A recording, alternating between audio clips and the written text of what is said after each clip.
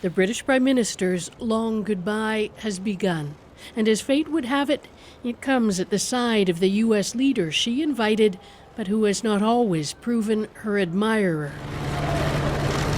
Theresa May has already morphed into the role of spectator, a bystander in her own exit.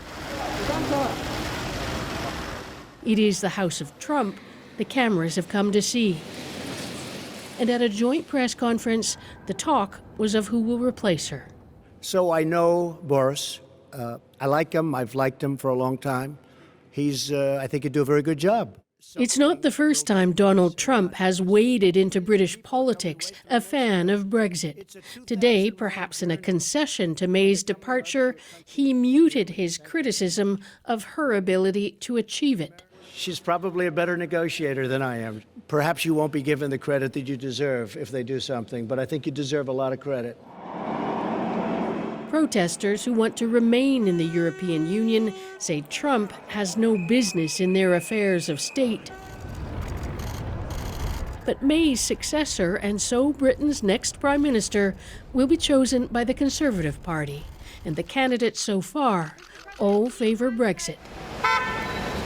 And if Britain does leave Europe after decades of close political and economic ties, say analysts, it will need the United States to help fill the inevitable vacuum. When the Conservative leaders in Parliament and the membership more broadly are thinking about their next leader, that's not an insignificant thing for the President to weigh in on.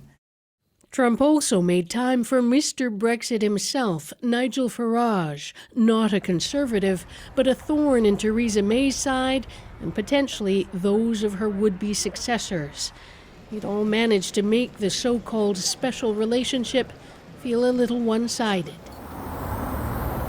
It is a time of extreme crisis in Britain, but protests or not, for the past few days anyway, the U.S. president has been the one setting the agenda.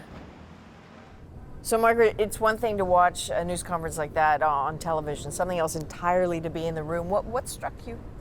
It was really, really tense to begin with, and that was partly because everybody was wondering whether Donald Trump was going to grab Theresa May's arm or they were going to hold hands or something like that, but also because he had his entire family sitting in the front row, and it sort of felt like he was receiving an award. But the mood shifted, and Theresa May at a certain times looked like she was afraid of what he was going to say, but he was actually pretty gracious, as I was saying in the piece, and then he went full on Trump sometimes, and the sky's the limit, There's a free trade deal coming for Britain if and when it leaves the European Union, and the sooner the better, according to Trump. So, take your pick, but much more cordial than people thought that it would be. All right, Margaret, thanks very much. It's a pleasure.